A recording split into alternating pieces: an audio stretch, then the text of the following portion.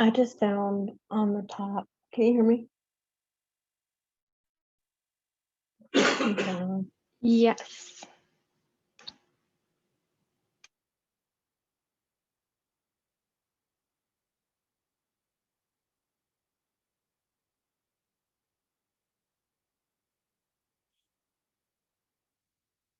You okay? Yeah, I think so. Karina? Yes. Okay, I want to make sure I was in the right room. Do you mind telling me who's talking? I can't see who. My name's Angela. Okay, hello, Angela.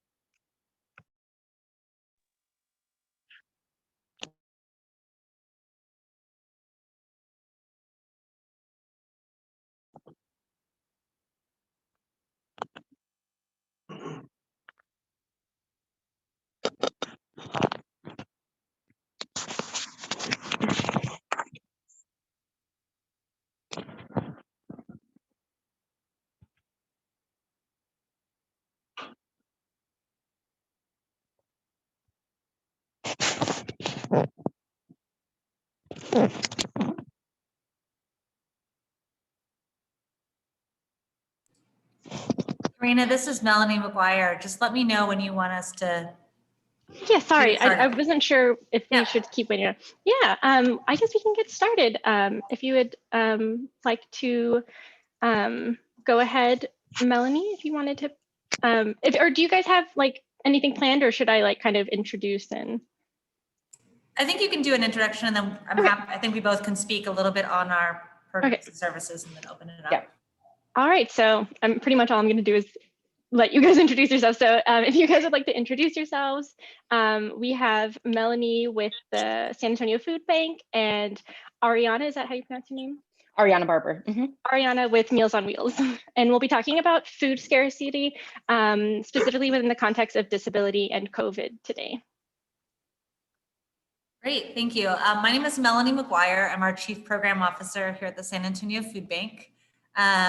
And delighted to speak with you all in this space. As you know, the San Antonio Food Bank serves a 16 county service area, with the city of San Antonio and Bexar County being one of the primary areas that we serve.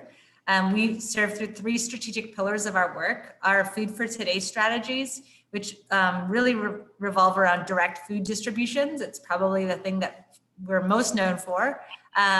But then we also work on our tomorrow strategies, which are centered around access and stability. So those include programs for vulnerable populations, children, seniors, federal benefit programs, and then our Food for a Lifetime strategies, which center around workforce development and nutrition education. So as we talk about food today, I just wanted to give you that framework that it talks about both our groceries and getting food, but also maybe other ways that we can ensure that families are connected to services.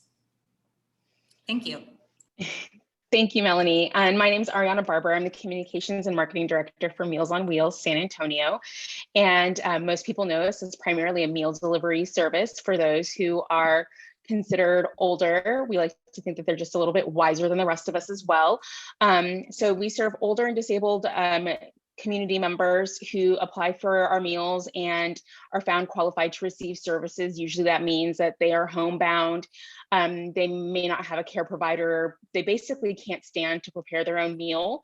So we deliver meals currently Monday through Friday around the noon hour. So it's a lunchtime meal. The meals that we provide are approximately, I think, a half of the nutritional requirements that a person should be getting every day.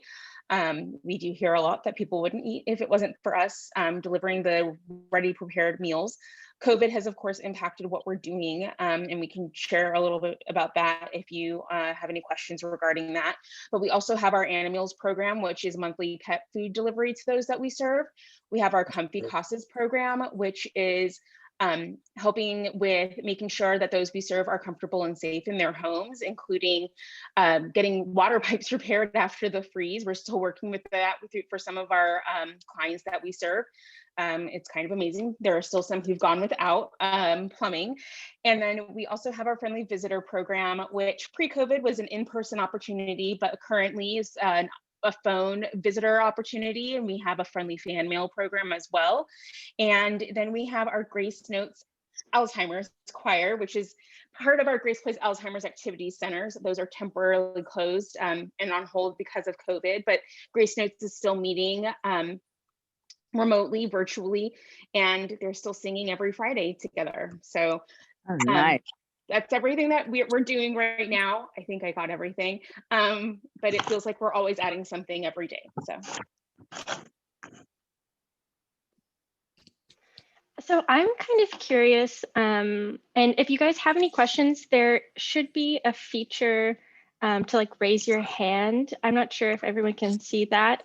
There's also the chat as well. I'll be checking if you need to type your answer, but I'm kind of curious how you guys have adjusted since COVID. Like, how have you had to adjust or been able to adjust your programs? And also, like, what adjustments are temporary versus like something you're trying to do long term? Sure, I can start. This is Melanie. So, oh man, how have we not adjusted since COVID? I guess is the question. I think COVID, in a lot of ways, kind of just showed some of the cracks in our systems. It was certainly tested our network, and also just exposed a lot of what probably residents and others have been saying for a long time, which is that we know that there is food insecurity in our communities. And that existed pre-COVID. And so COVID just really amplified that, right? And particularly what we've been able to do, a couple of things. One is we're a much more data-driven organization. We collect a lot of information so that we can ensure that we put the proper programs and services in the right areas. And I think that was highlighted a little bit in the survey, but we're looking at zip code level data. We're looking at how do programs need to occur for people of color? Is there areas that we need to be mindful of our challenges? Where do we have food deserts that we still have a lot of work to make sure we get enough food to those communities?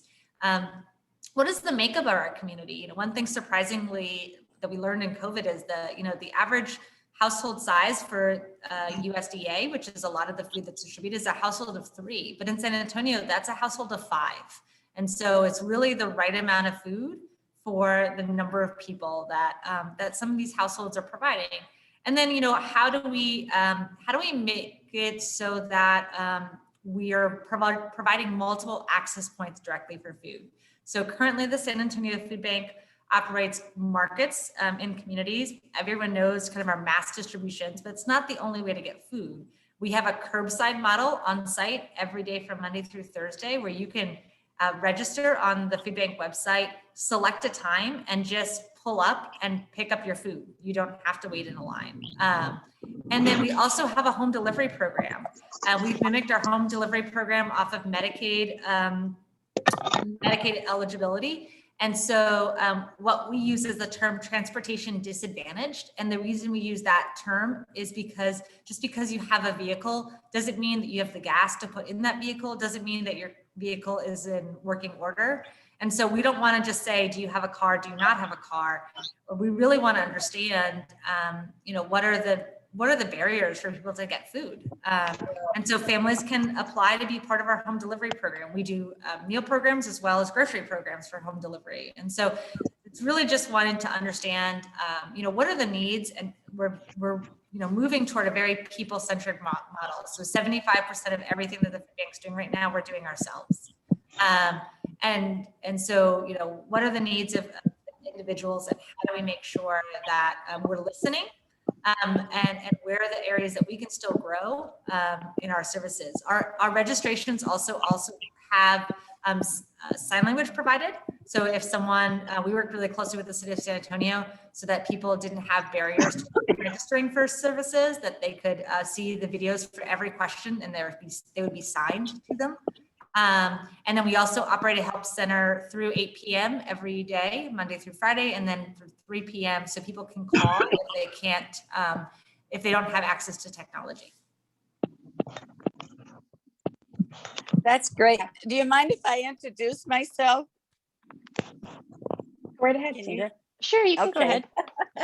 Hi, I'm Sandra Dance, and I'm signed up today as a board member with Care Warriors, Inc., which is a fairly new nonprofit that supports special needs youth transitioning into adulthood through counseling, through job employment counseling, housing, and to include any food needs. But I also have a new nonprofit in the medical center area, specifically for food distribution. That is an area I've done. I've worked as a volunteer with ministries on South Side, West Side, East Side, and North Side. And I ended up going back to my home church in the medical center area, and they asked me if I would come over there and help them. And so we do outreach.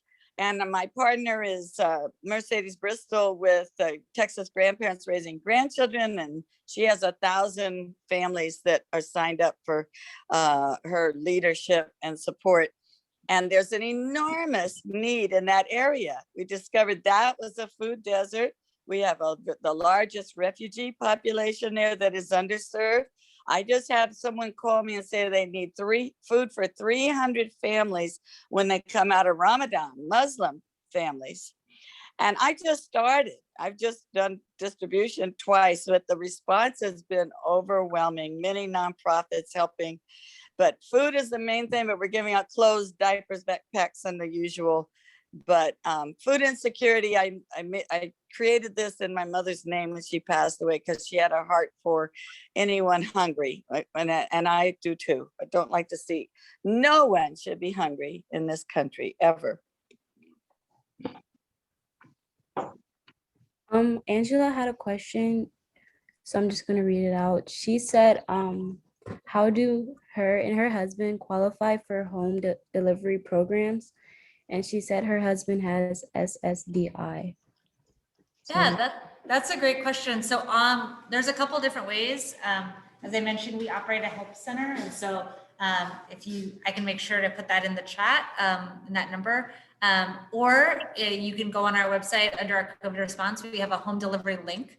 We also have a link for healthcare providers who want to electronically refer people. So let's say you're at a doctor's appointment and a doctor notices, hey, you're not getting the nutrients you need. They can do an electronic referral as well. So yeah, our home delivery program is part of our pharmacy work, but it sounds like, that could be an opportunity. Again, if individuals are eligible for our programs, in many cases, they're eligible for Meals on Wheels programs, depending on their age. So we work really closely together. Our Meals on Wheels programs do a great job. And then we can sometimes supplement with groceries if that's something that someone needs. So I'll be happy to put our helpline number in the chat. If not, safoodbank.org is our website, COVID response, and you'll see the link for home delivery on there. I was also going to add to that it's pretty easy to call and find out if you are eligible to receive Meals on Wheels. Just calling our number 210-735-5115. Go to our website too, and we have an online referral form where you can refer yourself or anyone else, and that goes straight to a lead on our client services team to make sure that We can assess you as soon as possible if there is an emergency situation. We provide emergency food boxes for those who might need them in the meantime, as we work through what the waiting list and interest list that we have.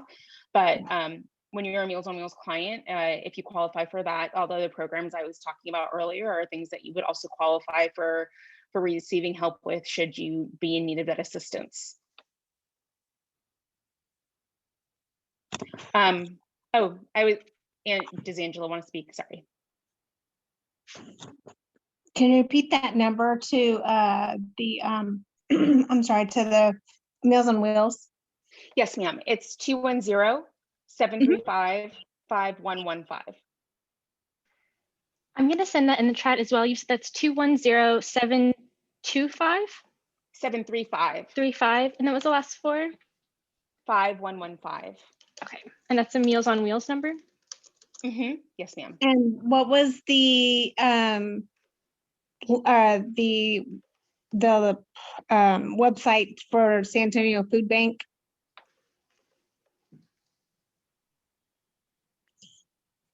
Sorry, safoodbank.org, and I will write that in the chat as well. Okay, thank you. Thank you. If I could go ahead and talk a little bit about what we did to respond to COVID and the operations that we currently have in place.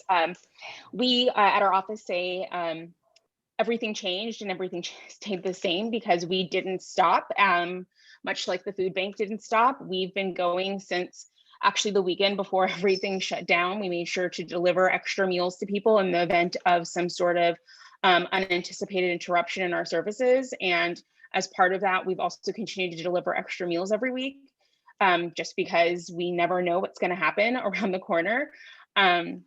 We did have to change our delivery schedules to not be 5 days a week, which broke our hearts and our volunteers' hearts, because we didn't get to see those we serve as regularly. But we're doing meal deliveries twice a week and doing 3 meals each time.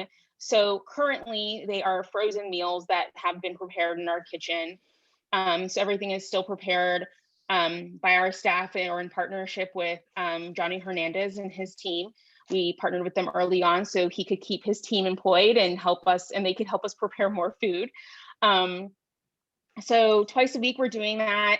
Precautions we took were we made it so that every volunteer had to come to our main location at Babcock and 410 in order to pick up food. We immediately implemented, before everyone else did, kind of the temperature taking of every staff member who comes in and every volunteer who came by, and that's actually worked out quite well. We were fortunate that we were able to draw upon our Thanksgiving meal delivery experience and implement the drive-through opportunities that we have for Thanksgiving Day. And it's now what we do every day. So what we prepared for months at a time is now what we just do on a daily basis. We are working to slowly scale outwards and reopen and reestablish some of our pickup sites. So actually this week, we just established our pickup site out at Hero Stadium. And so now pickups will just be on Mondays and Wednesdays, pickups will only be at Hero Stadium. And then Tuesdays and Thursdays, all pickups will be at our main location. And that's something that we're of course having to work through, because we do deliver to daily meals to approximately, I think the last number I saw was almost 4,300 clients. And that's done through a combination of our volunteers, which we are so grateful for, and staff drivers that we have, because many people that we serve are sometimes further out in the community. We serve in several of the surrounding counties here in Bexar County, as well as provide food to other Meals on Wheels programs, because we've heard that people like the food we deliver, which we absolutely love, because in our kitchen we say it doesn't matter if it's good for them if they don't eat it. You know, they need to be eating it so they can be stronger in the event that they do get sick or need to go into the hospital or that sort of thing. We maintained our Animals program. It's pretty much the exact same, except with COVID precautions. Animals was a monthly delivery anyway. All of this is, we reduced the meal delivery schedule because we were trying to make sure that everyone had limited contact due to the unknowns surrounding COVID. And we just want to make sure everyone's safe as people continue to get vaccinated. As I said, our friendly visitor program went virtual as well, and the Grace Notes choir did do that too. We still managed to distribute things for comfy casas, fans in the summer, and making sure that we got microwaves to people if for some reason they didn't have them as we were distributing foods that needed to be reheated. And then we also partnered with some apartment complexes in town that may have had some underserved populations to make sure that they were receiving meals, and working with some of the senior centers that we had been serving prior to our receiving the contract with the city of San Antonio to deliver meals to the senior centers around town. And so that's something that we've been excited to be able to do. And it's been quite interesting while also maintaining COVID precautions. But it seems like they've gotten a good response because more people are signing up to receive meals, which we love to hear. We've done our shelf-stable meal boxes. Early on, we did a fundraiser to deliver some larger boxes, but then as the years gone on, we're just making sure we deliver them on a more regular basis. We fortunately had just recently distributed them prior to the freeze. And around the same time, we were working with the city to make sure that those that we serve were able to receive inoculations against COVID at their homes without having to leave their homes. And we were able to serve as a partner with the fire department and Metro Health in order to make sure that we were vetting those who maybe couldn't get out to go and get the vaccine somewhere, no matter what the qualifications may have been. So we'll be wearing masks and taking temperatures for as long as everyone feels like it's necessary to do so. We are working on trying to reincorporate hot meals into our deliveries because we know that that's what people really love, is that hot meal that they get that's ready to eat. In addition to still delivering those two colds or frozens. Of course, logistics are logistics, and making sure we keep food hot and keep food cold so that it's still safe to eat is of our utmost concern, because safety is always our top priority for everyone involved with our services. So thank you. Does anyone else who's attending right now have any questions in this moment?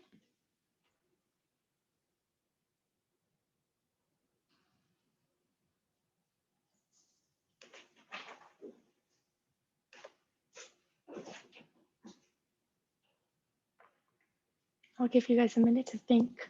If not, I might start reading some of the Kickstarter questions. Or maybe I am a little curious, what are you seeing over time in terms of like food security locally, and what are you guys like kind of projecting for the future? Yeah, that's a great question. So actually Feeding America, which is our parent organization of 200 food banks across the country, has just released the food insecurity data for 2021.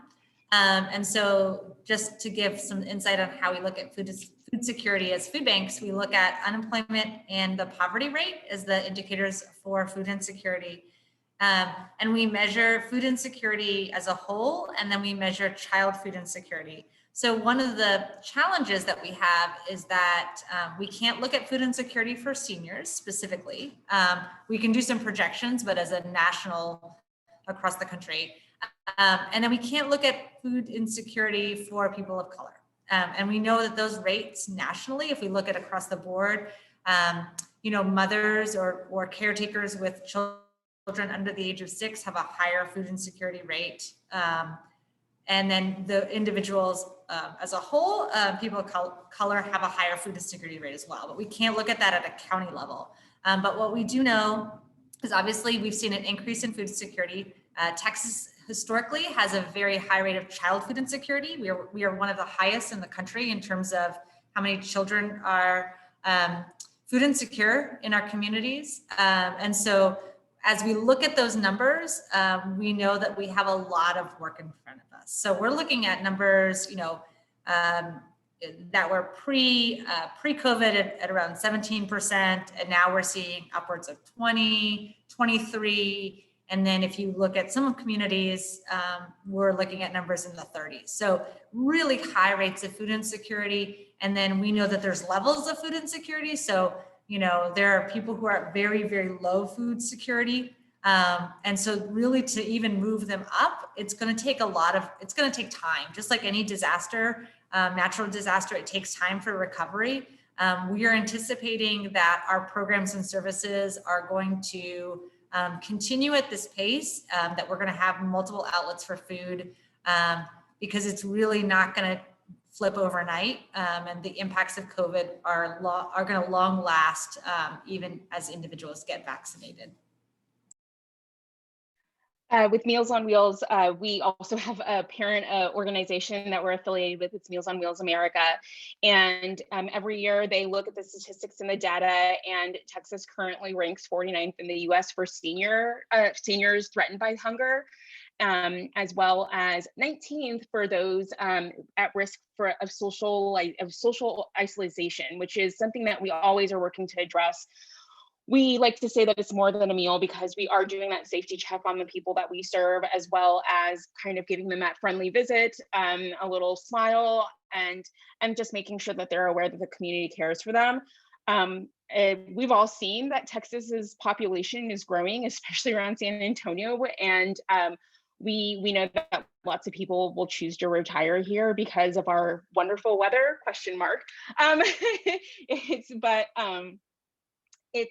It's a place that people want to be and want to come, whether it's for their families or because they are affiliated with the military. We do serve quite a number of veterans through our program, and it's just kind of amazing to see the need is going to grow despite all of the resources we are trying to use to, make this problem go away. We don't want anyone to be hungry, but we know that those who may be older and maybe have disabilities, because you don't have to be 60 or older to receive Meals on Wheels. You can have some sort of disability and be younger and still receive meals.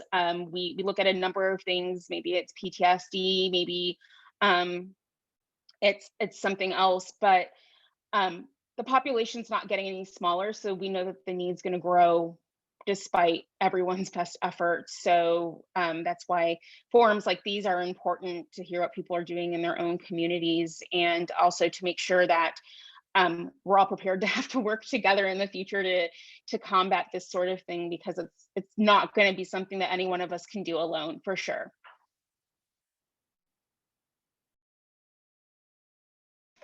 And we have 3 more minutes left. If anyone has any questions that they'd like to ask before you move to your next breakout session.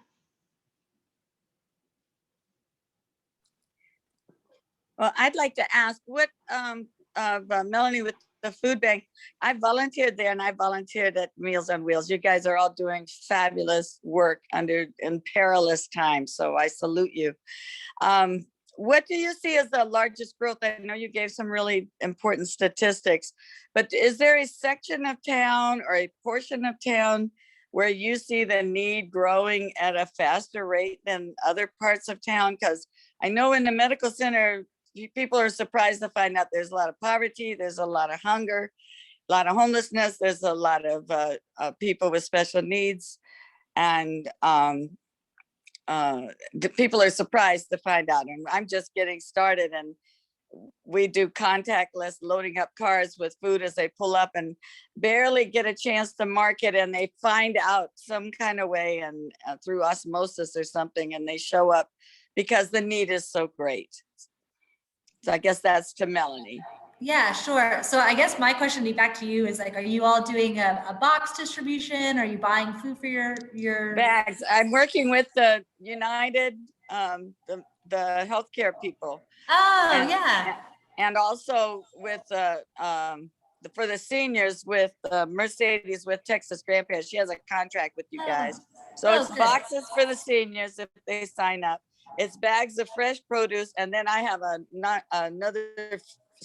He does a very large food distribution, Pastor Jimmy Robles on the west side, and he gives me gallons of milk. So I go pick up 100 gallons at a time, and we're just cobbling it together. I'd like to get some eggs. I mean, we're doing what we can to just meet the need, and we're just beginning. And I know it's going to explode the more people that find out. Yeah, absolutely. So I guess one quick plug is, if for organizations, particularly in this forum, for organizations that are serving those with disabilities, I mean, obviously we have an orientation page. If you're interested in partnering, we can look at something like that. In terms of the need, we map all of our distributions and look at zip codes. So just off the top of my head, 78207, 78223, 78227. Those were the highest rates where we saw food home delivery. Yeah, it's 7. Yeah, highest. but we generally get asked what's your top 20 zip codes, and so we do map that. And I will say that it changes so much. So people, you can put a distribution in a community, and you're thinking you're serving that community, but there could be a neighboring community that also has a high need. So I think there's, as you mentioned, I think looking at marginalized communities is really important, because I think even within communities, you'll find that there are levels there are layers of this, right? And so, Yes. So I think that's really important. Thank you.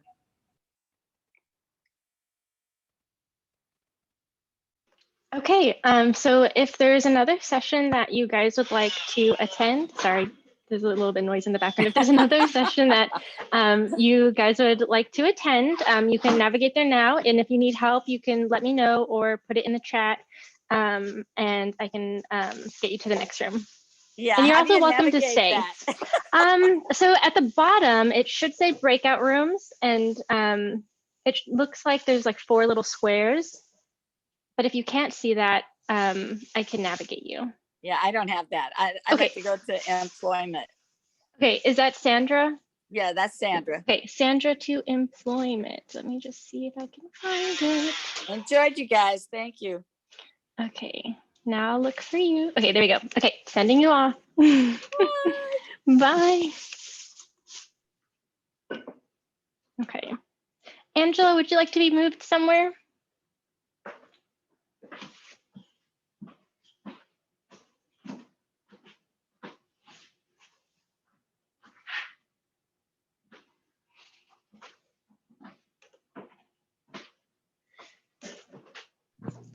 I wanted to go to the shelter and housing. Okay, I'll get you there right now. Bye.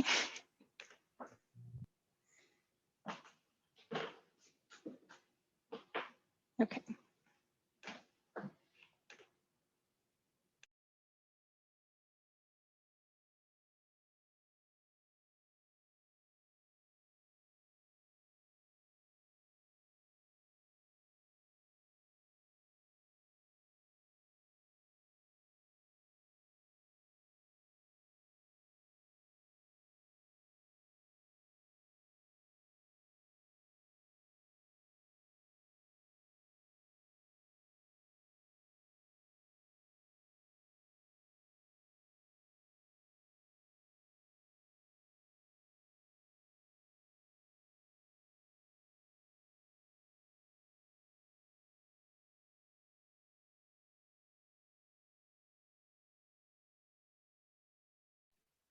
What are you drinking, Karina? What was that?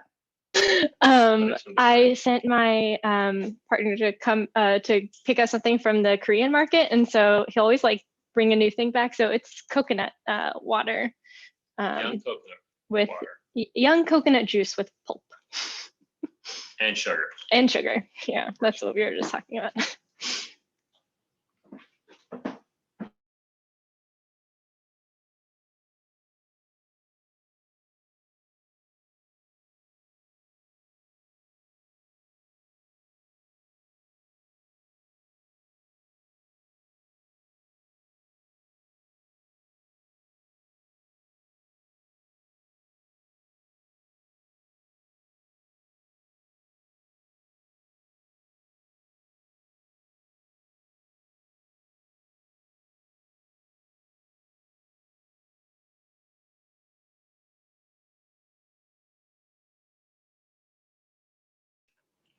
I wonder if it's just going to be us.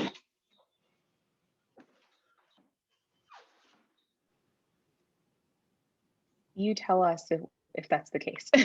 Yeah. And if it is, would you guys like to sit in on another breakout session? We can wait a little longer just to make sure. There are a lot of sessions, so with only 2.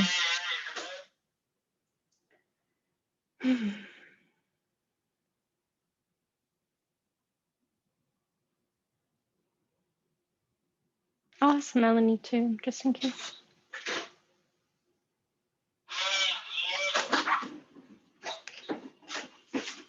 Yeah, it looks like, and I'm just looking at the breakout sessions, it looks like everyone's assigned to something. Which I don't know. I don't know if that means like we're doing an awesome job and so food is no longer the top priority. Or it also means people are really interested in these other I'm ones too. actually not surprised to see that shelter and housing are becoming more of a conversation. So I think that's definitely an opportunity I think that we're working through as well as we look at some of these housing communities and some of the high level of needs. I might peek in there for a little bit if yeah, I'm just double checking, but I'm letting her know that we might just start attending another one. Yeah, I've got my eye on something else too, if that's the case.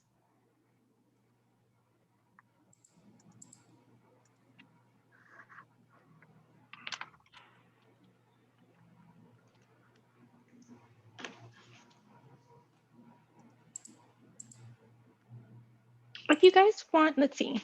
She said it'll wait till 7:10. Okay. That's fine.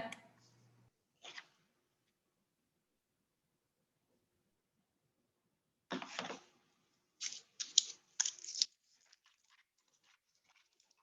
decided to stay at the office, so I'm trying to get things cleaned up while I've got some quiet time here.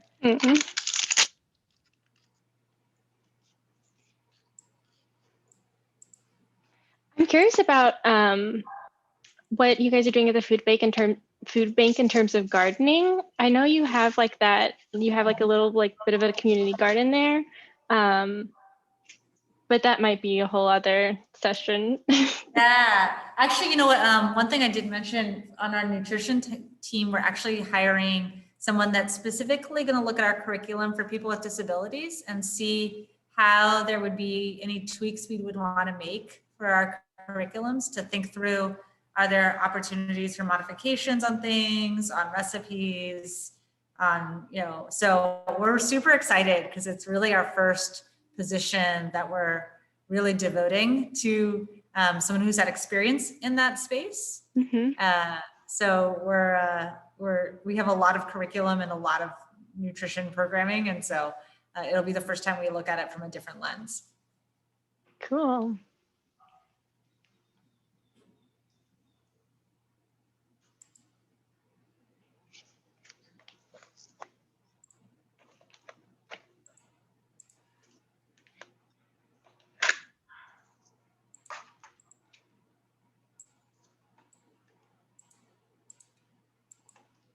I was thinking about it because we just harvested our cabbage, and so I'm making like 2 quarts of kimchi right now.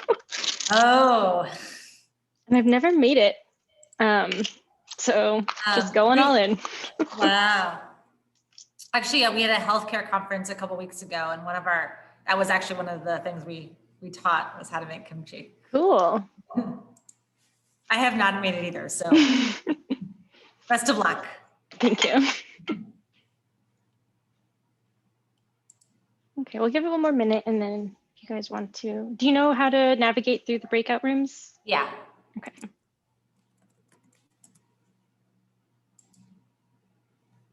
And then Amira, if you need to go for any reason, if you don't want to attend another session, I think you'll be okay if you wanted to head out or attend another session. Okay.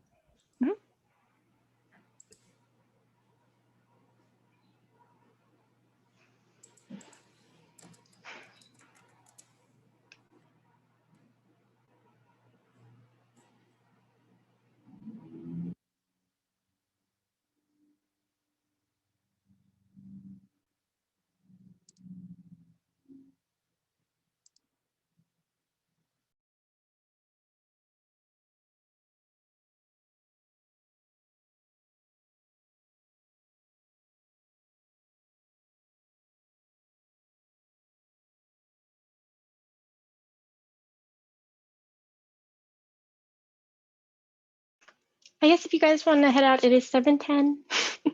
Thank you so much for this last session. Thank you. Thank you very much. Appreciate your time.